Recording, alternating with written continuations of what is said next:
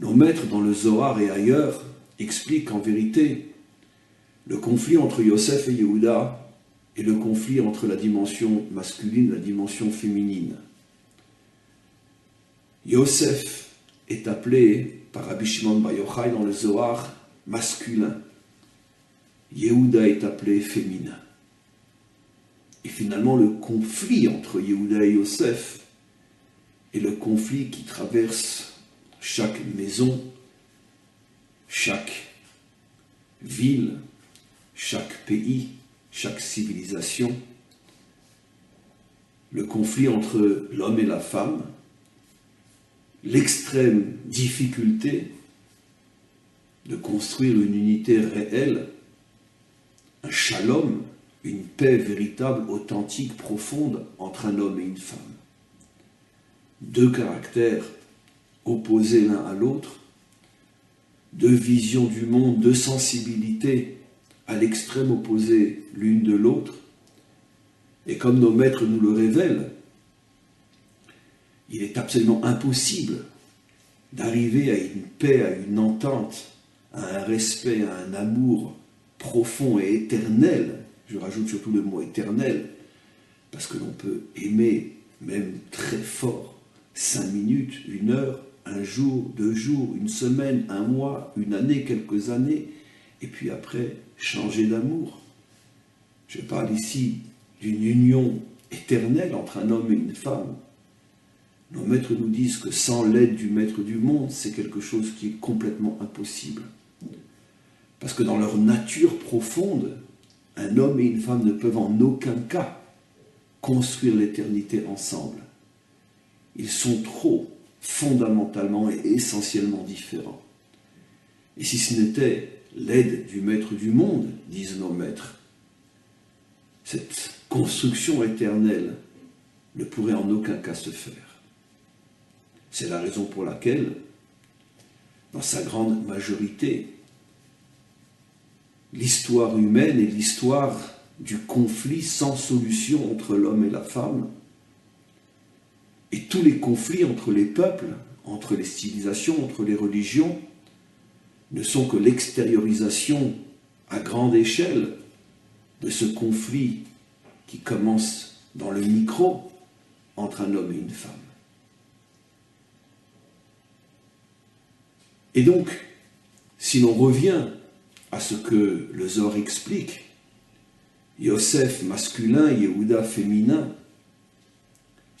on comprend que, au-delà de tout ce que j'ai déjà pu expliquer sur cette notion-là, je veux rajouter quelque chose d'essentiel. C'est que finalement,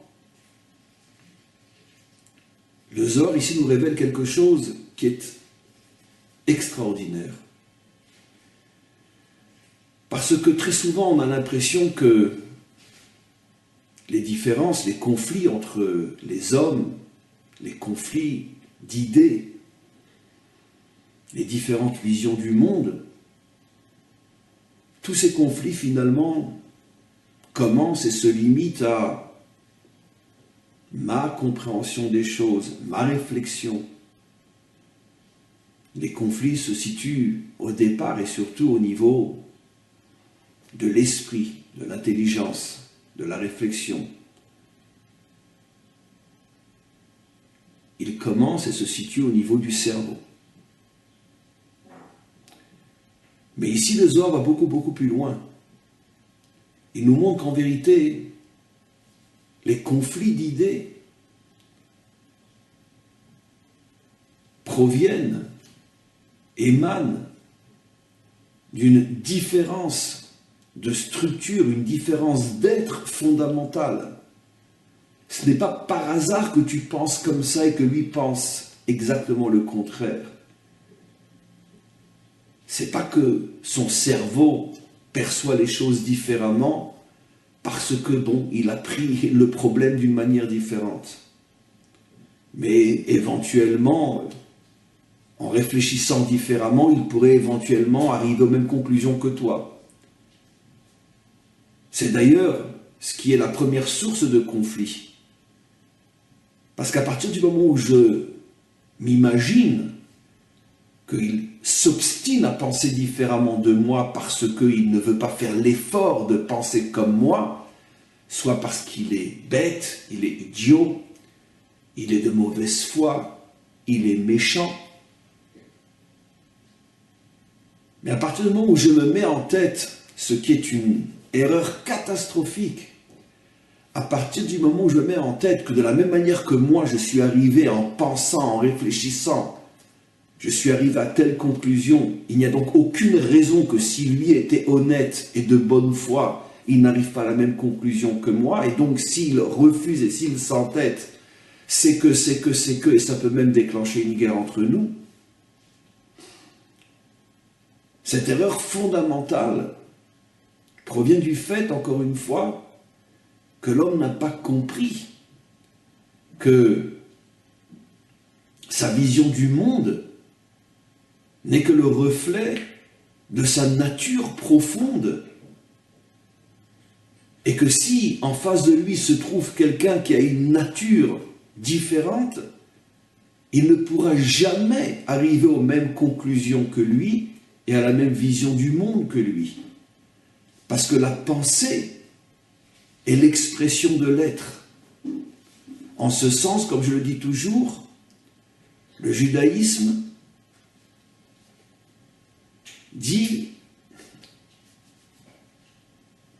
l'inverse absolu de ce que disait Descartes, ou tel qu'on pourrait le comprendre du moins. Descartes dit « je pense, donc je suis ». Le judaïsme dit « je pense ce que je suis ». Ce n'est pas la pensée qui crée l'être, c'est l'être qui crée la pensée. Cette définition de la Torah est fondamentalement différente de celle de Descartes, qui a, d'une certaine manière, mis son empreinte sur toute la pensée occidentale, parce que l'erreur catastrophique de Descartes est de faire dépendre l'être de ce qui se passe au niveau du cerveau. Comme si le cerveau était finalement le créateur de l'être. Mais c'est fondamentalement le contraire qui est vrai. Je ne peux pas penser autrement que selon la direction que mon être, qui lui commence et n'a rien à voir avec mon cerveau, que mon être m'impose. C'est mon être qui m'impose une direction de pensée. Et ce n'est pas le contraire. Et je reviens maintenant à ce chidouche inimaginable que nous enseigne Rashbi. Pourquoi a-t-il besoin de rajouter? Que veut-il nous faire comprendre lorsqu'il dit que dans ce conflit qui opposait Yosef et Yehuda, un représente la dimension masculine et l'autre représente la dimension féminine? Qu'est-ce que ça rajoute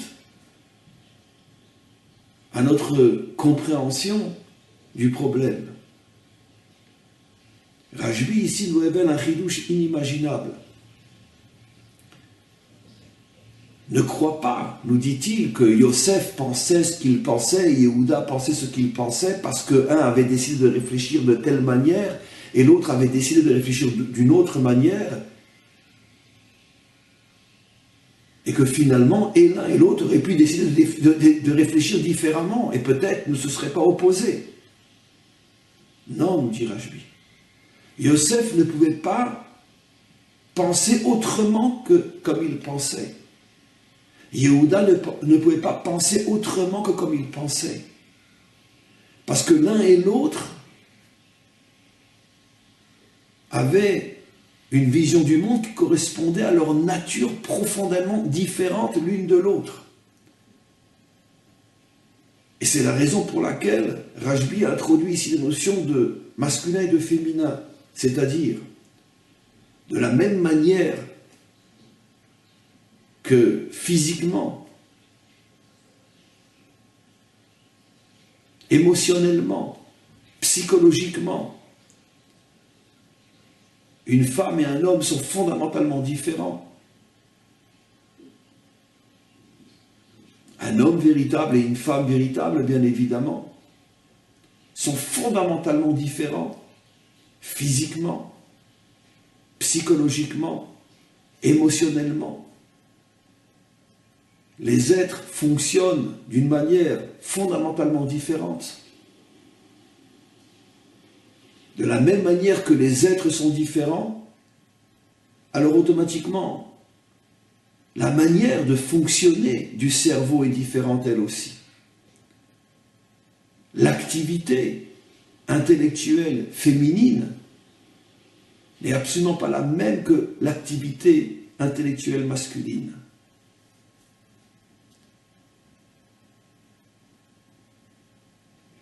Il y a deux visions du monde, deux types de réflexion, deux manières fondamentalement différentes de poser une question et d'obtenir une réponse, et automatiquement, les conclusions sont fondamentalement différentes. J'ouvre ici une parenthèse. Je ne parle bien sûr pas, dans le cours d'aujourd'hui, de différence entre un homme et une femme au niveau de réflexion très technique, très terre-à-terre, très mécanique. Évidemment qu'à ce niveau-là, il n'y a pas de différence. De la même manière qu'un homme et une femme appuient sur un interrupteur de la même manière, soulèvent un verre de la même manière et mettent une veste de la même manière. Je ne parle pas, bien évidemment, des activités techniques et mécaniques. Je parle de ce qui touche à l'essence, la profondeur de l'être. Je parle d'une réflexion profonde sur la vie, sur l'existence, sur le pourquoi, sur le comment. À ce niveau-là, il y a une approche qui est spécifiquement féminine et une approche qui est spécifiquement masculine. Et le Zohar nous apprend que ces deux approches peuvent se trouver même dans un homme ou même dans une femme. Une femme peut avoir une approche masculine et un homme peut avoir une approche féminine. Comment c'est possible? Yehuda est un homme. Comment peut-il avoir une approche féminine? De là, le Zohar nous révèle automatiquement, par la force des choses, dans le non-dit de la révélation, le Zohar nous aide à comprendre que dans un corps physiquement masculin, il peut y avoir une âme, un psychisme féminin. Le corps est masculin, le corps est viril, le corps est guerrier, le corps est homme. Mais le psychisme, la manière de comprendre, de ressentir, peut être féminine. L'un des cas les plus célèbres que je rapporte souvent dans mes cours, c'était le roi David lui-même, tel que nos maîtres nous l'enseignent. Un homme qui, sur le plan physique, est le symbole même de l'homme, de la virilité, de tout ce qui fait d'un homme un homme sur le plan physique. Et malgré tout, nos maîtres affirment, son approche du monde était très féminine.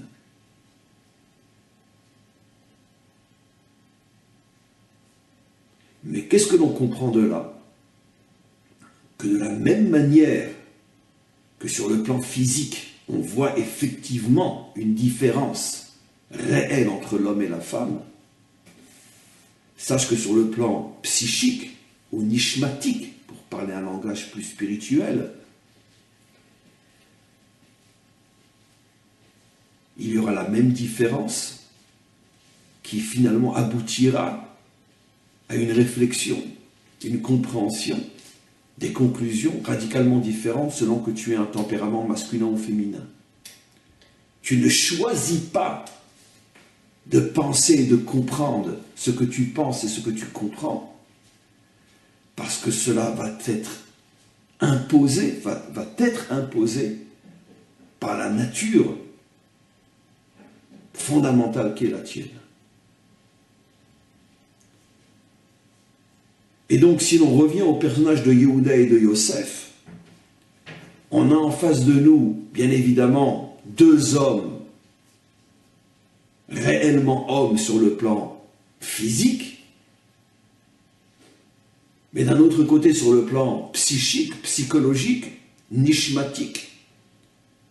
La vision du monde de Yehuda est une vision féminine, dit le Zohar, et la vision du monde de Yosef est une vision masculine. C'est la raison pour laquelle ils ne peuvent en aucun cas avoir la même vision du monde, puisque le cerveau n'est que l'outil de l'être, et l'être psychique, psychologique, nishmatique étant fondamentalement différent, automatiquement on arrive à des conclusions différentes. Et ce phénomène est la clé qui nous permet d'ouvrir toutes les portes de l'histoire humaine. Absolument tous les conflits entre les individus, les sociétés, les peuples, les civilisations et les religions, tout, absolument tout, n'est que l'expression de cette querelle entre ces deux visions du monde.